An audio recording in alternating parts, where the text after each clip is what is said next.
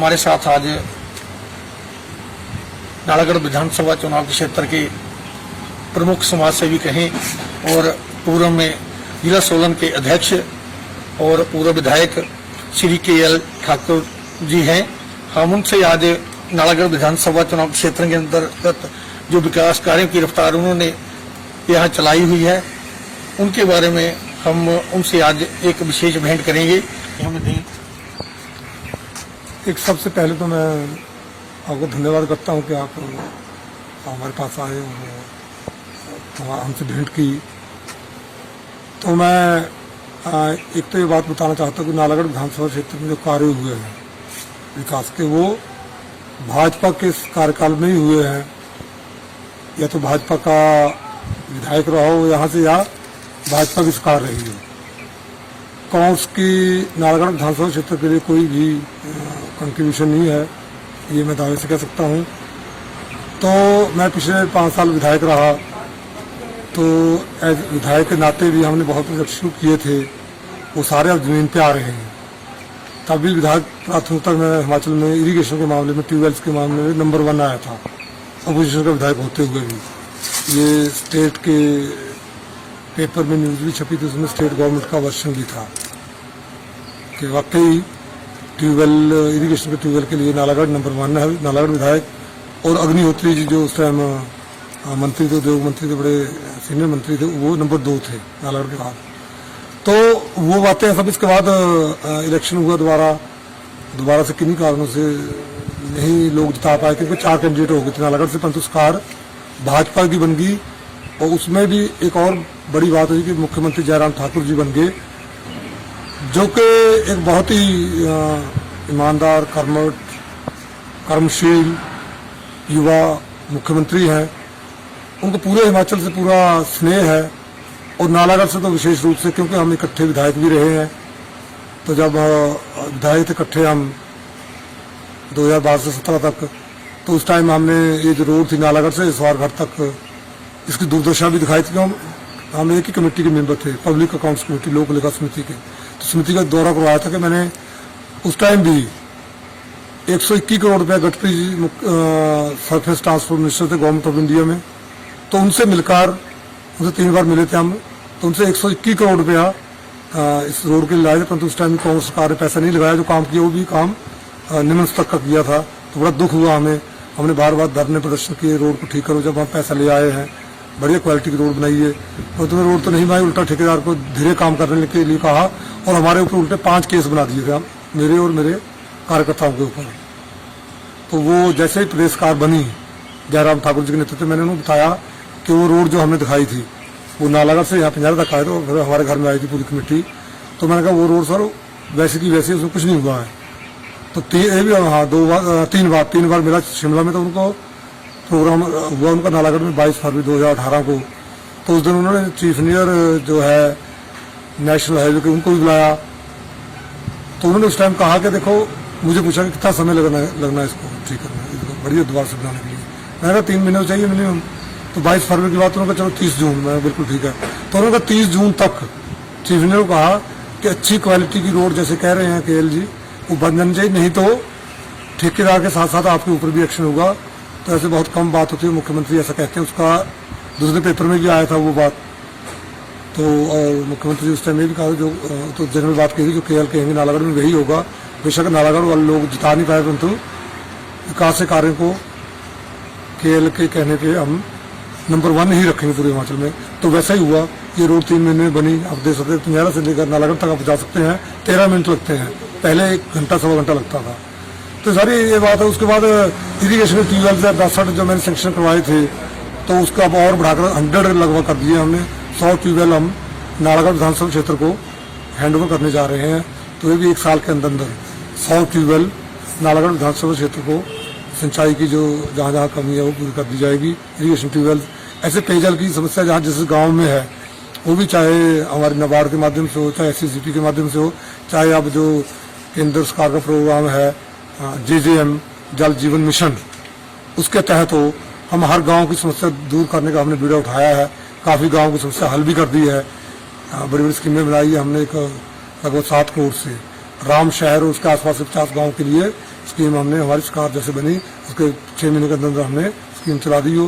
पहले मैंने MLA priority में उसका काम शुरू किया था।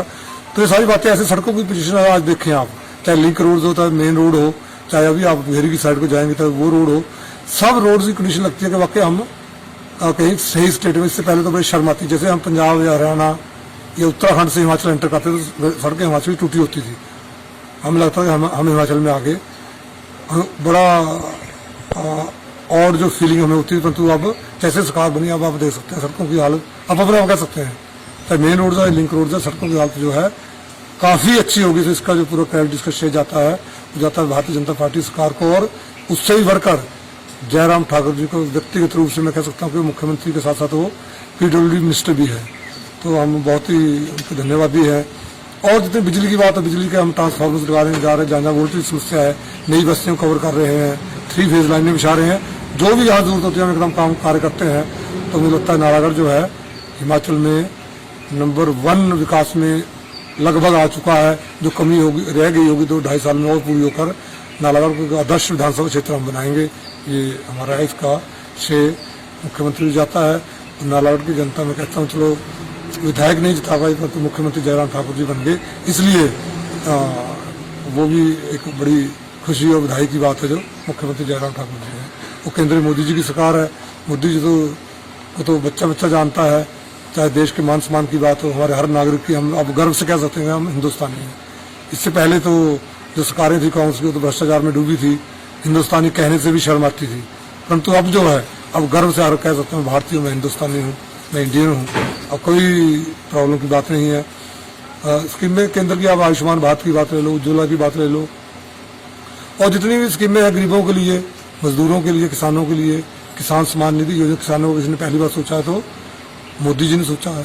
तो ऐसे जयराम ठाकुर जी ने एक स्कीमें बनाई हैं प्रदेश में, चाहे गौओं की इसके रक्षा के बारे में, गौओं को संरक्षण देने की बात हो, चाहे हमारी और खेती बाड़ी संरक्षण योजना हो जो खेतों की बाड़बंदी करनी है उसमें है। जितने भी मुझे लगता है जितने कराए उसमें काम है। हिम केयर है जो उसको सप्लीमेंट किया है आयुष्मान भारत को। ऐसे उज्ज्वला का हिमाचल गृहिणी सुविधा योजना जो उज्ज्वला से रह गए थे हमारी बहनें, उसको हिमाचल गृहिणी सुविधा योजना में उसको शामिल किया है। ऐसे मैं तो कह सकता हूँ कि हम बहुत ही भाग्यशाली हैं कि केंद्र में मोदी जी के नेतृत्व में सरकार है, भारतीय जनता पार्टी की, एनडीए की, और हिमाचल में जयराम ठाकुर जी के नेतृत्व में सरकार है। तो हम सब इसके लिए सर कोविड की जो महामारी चली, 1000 लोगों की नजरें जो थी वो सरकार के ऊपर थी। आप और आपकी सरकार ने इस वर्ग के लिए क्या किया, इसके बारे में थोड़ी सी जानकारी दी सर। इसके लिए एक तो जो प्रवासी थे उनकी बहुत डिमांड आ रही थी कि हमने अपने स्टेट को वापस, उनको वापस मिल जाए। जो हिमाचली थे उनको यहाँ लाए तो उसके लिए कुछ लोग तो अपने आप कोई ट्रकों में आ गए, उन्होंने जल्दबाजी कर दी। परंतु सरकार ने हर जगह से प्रबंध किया, चाहे बसों से किया चाहे ट्रेन से किया है। कुछ लोग जल्दी आगे, चलो इनसिक्योर लोग, सुरक्षित भावना आ जाती है कि जब ऐसी महामारी होती है तो वो वजह से परेशान भी हुए हैं। परंतु मेजोरिटी को सरकार की जो मंशा थी सबको अपने घर पहुंचाने की थी। उससे निश्चित तौर पर कुछ केस बड़े भी है, कोरोना पॉजिटिव हुए, परंतु उनको घर आना, जो बाहर हमारे काम करते थे लोग, उनका अधिकार था, उनको हम लाए, वे काम किया और उनको क्वारंटाइन करके उनको घर भेजा है।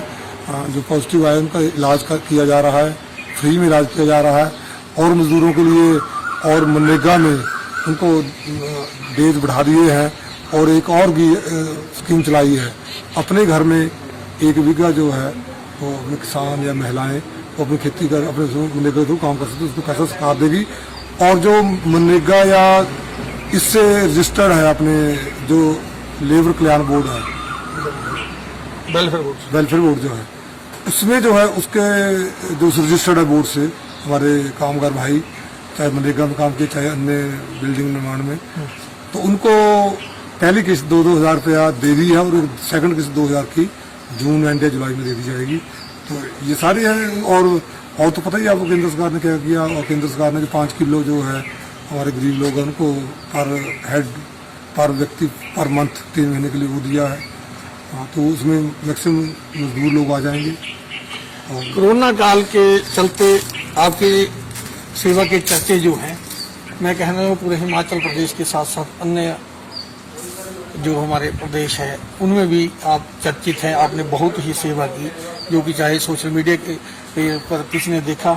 सर, सुनने में आया था आपकी विधानसभा के लोग कलकत्ता से आए थे और आपने उनको फल बांटे थे। वो फल बांटने के बाद आपको भी क्वारंटाइन होना पड़ा, इसके बारे में थोड़ा। हाँ चलो, हम तो सेवा भाव से गए थे, हमें बांटे, हर जगह फल बांटे उनको। बल्कि राजपुरा में उन्होंने लोगों ने बताया कि हमें खाना ढंग से नहीं मिलता, लेट खाना मिलता है, तो फिर 3 दिन तक खाना ही पहुंचाया उनको, तब तक क्वारंटाइन हो गया मैं।